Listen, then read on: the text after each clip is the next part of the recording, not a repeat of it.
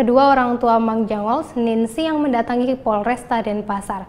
Kedatangan kedua orang tua Wakil Ketua DPRD Provinsi Bali ini untuk memenuhi surat panggilan kepolisian.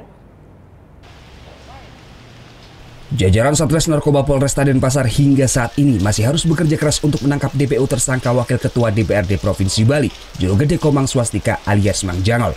Selain terus melakukan pengejaran dan mendatangi lokasi-lokasi yang dicurigai tempat persembunyian Mang Jangol dan kakak kandungnya Wayan Suwandana alias Wayan Kembar, polisi secara intensif mengumpulkan keterangan dari para saksi, tidak terkecuali kedua orang tua DPO. Senin siang kedua orang tuanya yakni Imade Suda dan Inengah Sasih memenuhi panggilan pihak kepolisian. Perkembangan itu kita juga memeriksa orang tua karena dia mengetahui ada transaksi di rumahnya tetapi tidak melaporkan kepada polisi. Nah, itu dari kedua orang tua tersebut.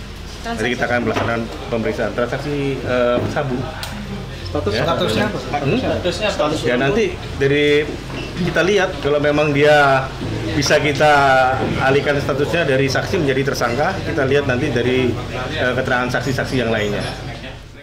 Hingga saat ini polisi sudah memeriksa sekitar 34 saksi. Polisi menduga kedua DPO tersebut masih berada di wilayah Bali. Sebelumnya petugas gabungan dari Satres Narkoba Polresta Denpasar dan Polda Bali menggerebek rumah Wakil Ketua DPRD Provinsi Bali.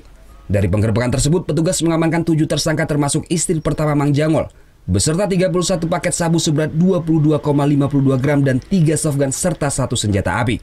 Dari total 9 tersangka, 7 tersangka sudah berhasil diamankan. Tidak menutup kemungkinan akan ada penambahan tersangka.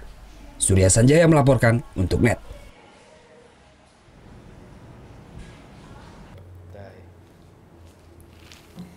Udah selesai kan nontonnya? Nah, jadi jangan lupa buat like, komen, dan subscribe ya.